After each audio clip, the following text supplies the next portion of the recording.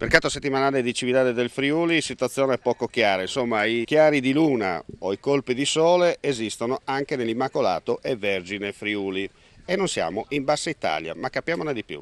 Io posso dire la mia e poi ognuno potrà dire anche la sua. Io sul suolo pubblico a Cividale, con la concessione decennale, sono l'unico che ho la somministrazione di alimenti e bevande.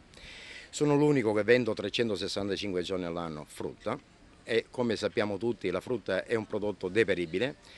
Con tutti quei sacrifici che facciamo per alzarci la mattina alle 4 per mettere sui banchi a disposizione dei cittadini merce di qualità e fresca, mi hanno messo in questo bel buco dove io sono disposto a tirare giù subito, immediatamente davanti a voi, a fare una chiusura cassa e fare vedere a questi signori quanti soldi io sto perdendo dai mercati che io facevo in piazza Resistenza. Una curiosità, la politica si è fatta vedere, certo le solite chiacchiere, ma di concreto si sono fatti vedere. Io qua ho visto, ma a livello personale, potrei dire anche politicamente, io ho visto qua un signore che, io l'ho detto anche al sindaco perché sono andato a parlare con il sindaco, sono andato a parlare con l'assessore.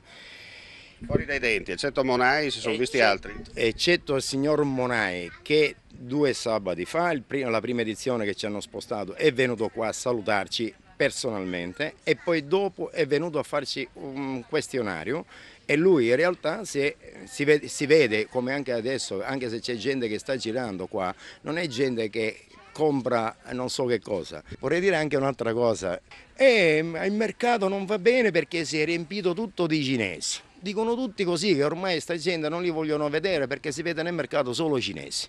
Ma signori miei, io ve lo dico a voce chiara, se ci sono i cinesi e io non sono cinese, se ci sono i cinesi è perché i friulani hanno venduto i posti ai cinesi e hanno venduto a suon di soldi. I cinesi andavano con le valigette 24 ore piene di soldi per comprare un posto a Cividale, suon di soldi.